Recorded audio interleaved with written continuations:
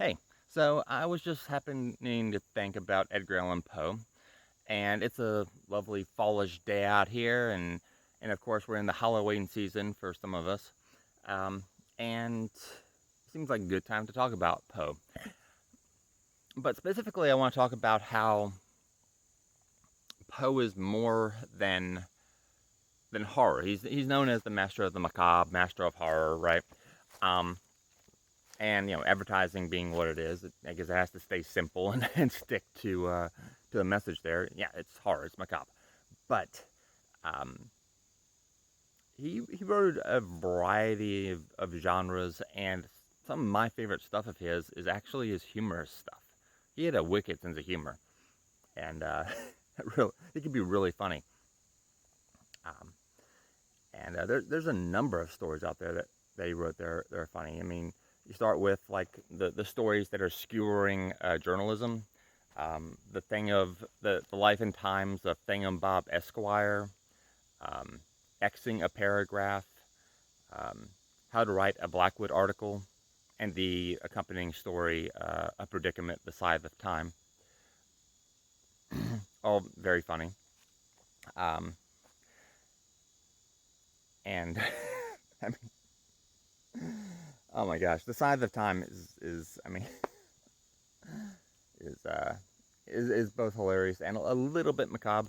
I mean, you get a woman having her head sliced off by the minute hand of a big clock, um, but so it's a little bit of dark comedy there, which I like. Then he's got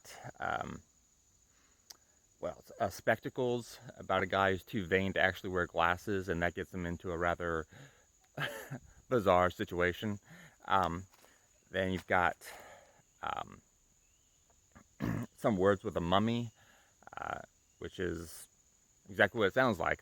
Some guys wake up a mummy and have a conversation with them, and it's funny and it's interesting. Um, then let's see, the gold bug is it's a treasure hunt story, but told in a kind of a light-hearted way. I consider it as one of the humorous ones. A really fun read. Um, then there's diddling considered as one of the exact sciences, which is all about scams, just different scams that you can uh, perform.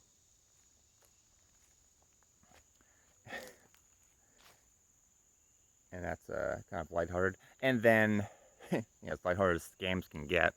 Uh, but and then uh, Professor Tar and Doctor Feather, or Doctor Feather, Professor no, Doctor Tar and Professor Feather. Yeah, I think, which is a story that is literally a um, inmates taking over the asylum story.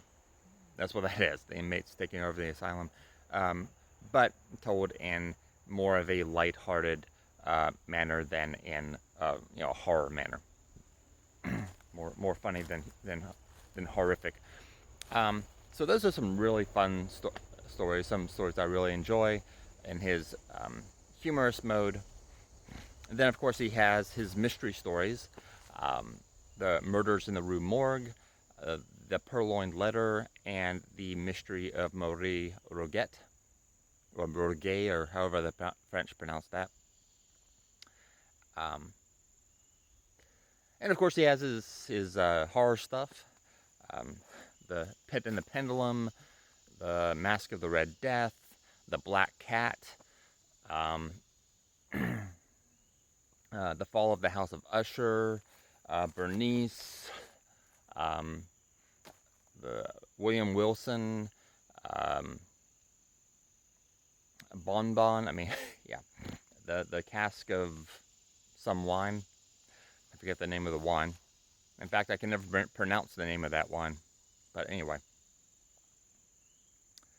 um, the Telltale Heart. Did I mention that one? Um, then there's the Imp of the Perverse, which is a favorite of mine, which is more of an essay than I mean, it's more of an essay about a topic, and then the story is basically just an illustration of the topic. The topic being the impulse of people to do something simply because they know they shouldn't. And that's the only motivation. Um, so there's that. Um, then he has some sci-fi stuff as well. He dabbled in some sci-fi. He's got a couple stories about hello plane about mesmerism.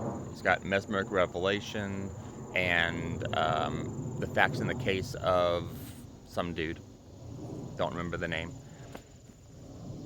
And message from a balloon or something like that. It's been a while since I've read it, and this is, I don't prepare any of my videos. This is just randomly off the top of my head. So, and I haven't read this story in a while, but it's basically set in the future on a balloon, on a balloon that's going really fast as a means of travel. And of course, and the guy just writing a letter on it. And of course, Edgar Allan Poe was born in 1809. And died, I think, in 49.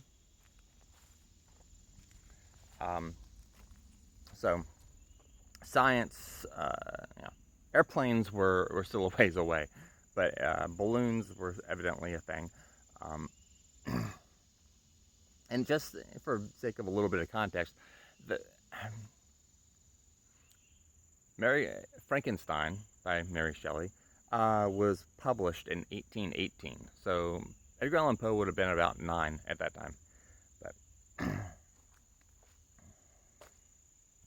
But anyway, there's a lot of good stuff that Poe wrote, and a lot of variety in there. So if you've only ever heard of a couple of his horror stories, or maybe you've read one or two of them in a book in a collection of short stories by various authors, and then I would highly recommend you checking out the complete works of Edgar Allan Poe. It's easy enough to find the complete works; they're all over the place.